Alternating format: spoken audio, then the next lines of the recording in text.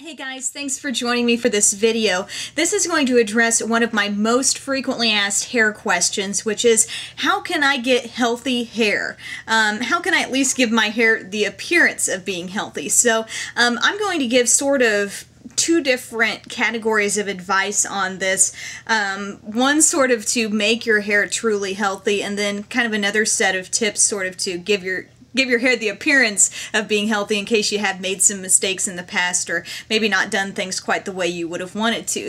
But first I am going to tell you what's on my lips and my nails, since I sometimes forget to say that, and this will just answer your questions right off the bat. I have this awesome, like, kind of minty green looking nail going on. It's the China Glaze shade in For Audrey and it's just kind of a creamy, like, mint green, but I went over that with this shade from Sally Girl. Both these I got at Sally Beauty Supply in Champagne Kisses, and this is a really light but kind of shimmery mint green. It's very sheer, and so when I went over the top of that, I gave it a little sheen, and I think it's really pretty. So anyway, and on my lips is Revlon Super Lustrous Lip Gloss in Pink Afterglow. It's very sheer, kind of pink with just a little hint of sparkle to it. So anyway, the first tips that I'm going to share with you about healthy hair are pretty basic and probably something you've heard before. Keeping your ends trimmed. If you're looking at your hair and you're thinking, gosh, you know, it looks all right, except when I get to the ends, I see things looking dry and kind of frayed and frizzed out, you need to get a regular trim. You might think, well, I want my hair to be really nice and long, but you do need those periodic trims just to give your hair that appearance of health from root to tip, really. So that's one thing that really, as far as having split ends, you do need to just get rid of them at some point. You know, you can do all of the, you know, split end treatments or whatever that you can find that's out there, but ultimately cutting them off will rid you of that worry, and you'll have beautiful hair, you know, all the way down. Another thing is to keep coloring really to a minimum. You're damaging your hair when you put a lot of coloring in it. Occasionally I will use a semi-permanent color it's from Clairol, and it's the Natural Instincts, and it's really just the same shade as my hair color.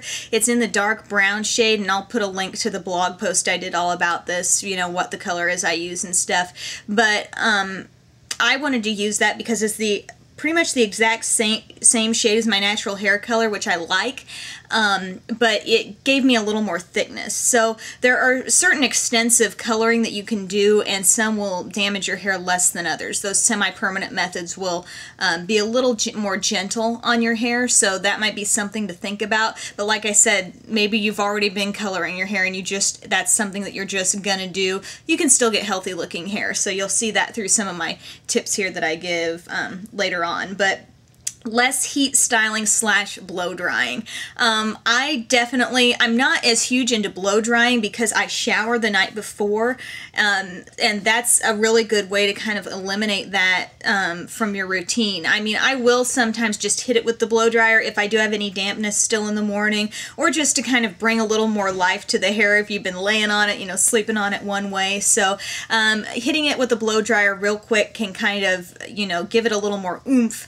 But if you can ultimately, you know, keep from going from soaking wet hair and having to blow dry it all, that can be very damaging on your hair, all that heat styling. So if you can find sort of a way in your routine to cut back on that, that's helpful. But in terms of the actual styling, say with a flat iron or a curling iron, obviously if you do less of that, you're doing less damage to your hair. So, but I know, like, I am reliant upon, you know, using a curling iron or a straightener for different things, and so I still feel like I maintain decently healthy hair though. So some of these tips that I give you now are going to kind of help you still have that healthy hair, even if you do have some of those habits that I mentioned above.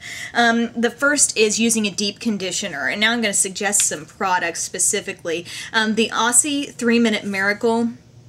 It says for normal to dry hair, but this is something that you put on in the shower, and you basically put it on your hair, leave it in for 3 minutes. You know, you could shave your legs or, you know, whatever, and leave that in there and then rinse it out, and you've gotten a nice deep conditioning treatment. I do this about once a week.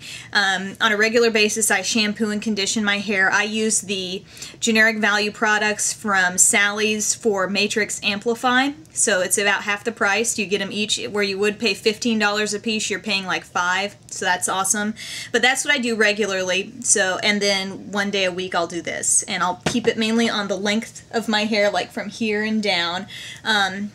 And it just really brings health back to the hair. It makes it more manageable the next time you go to style it, I feel like, anyway. So, and especially when wintertime comes, you know, I might be able to skip a couple weeks on this in the summer, but winter, this is the type of thing you really want to use religiously if you're in a very cold climate where the air gets very, very dry. So that's one of those great products to have for healthy hair. Also, heat defense sprays. The type of thing that you would spray on before you used a curling iron or before you used your flat iron. And many of these are sort of designed with a dual purpose in that they help protect your hair from the heat, but they also help lock in the style a little better. So I have a couple here that I like. One is more geared toward flat irons, one more towards curling. However, I feel like they can both work interchangeably. I've used them both in different scenarios.